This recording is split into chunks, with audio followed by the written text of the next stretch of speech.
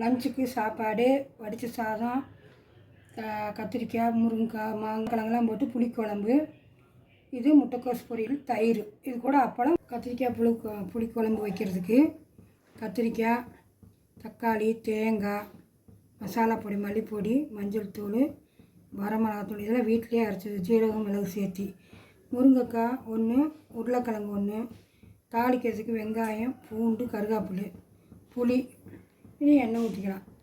வாங்க பார்க்கலாம். பிஸ்மில்லாஹிர் ரஹ்மானிர் ரஹீம்.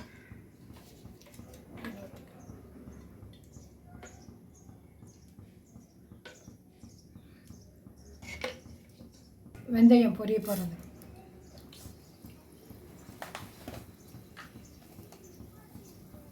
சீரகம்,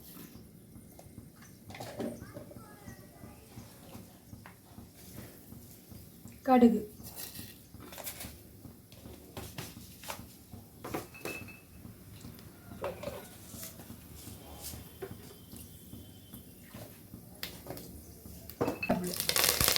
பூண்டு,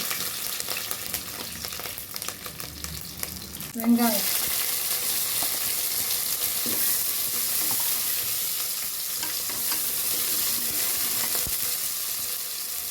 தக்காளி.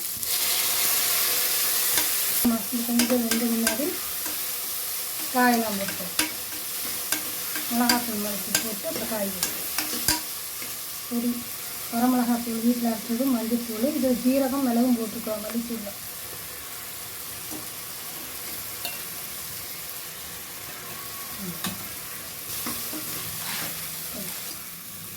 கத்திரிக்காய், வீட்டில் காய்ச்ச கத்திரிக்காய், எங்கள் செடியிலே பிடுங்கணும்.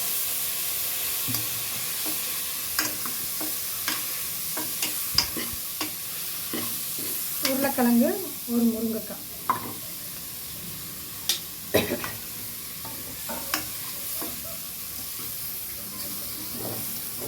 புளித்தண்ணி,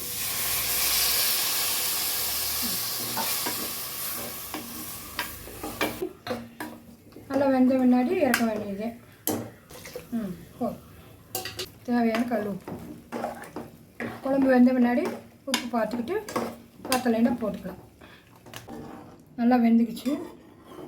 புளிக்குழம்பு, கத்திரிக்காய் புளிக்குழம்பு நல்லாயிருக்கும்.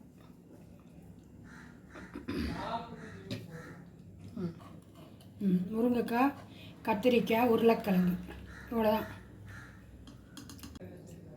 முட்டைக்கோஸ் தாளிக்கிறதுக்கு வேஸ்ட் வச்சுருக்குறோம். தேங்காய், வெங்காயம், கருவேப்பிலை, கொத்தமல்லி தழை, பச்சை மிளகாய்,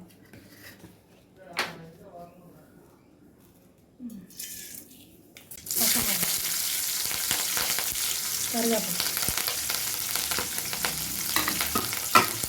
வெங்காயம் தாளிக்கணும்.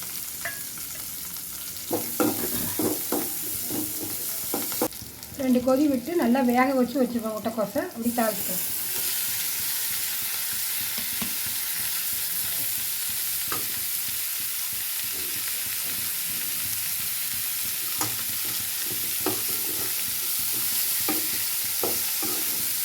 உப்பு போட்டு வச்சுக்கிறதுனால உப்பு தேவையில்லை.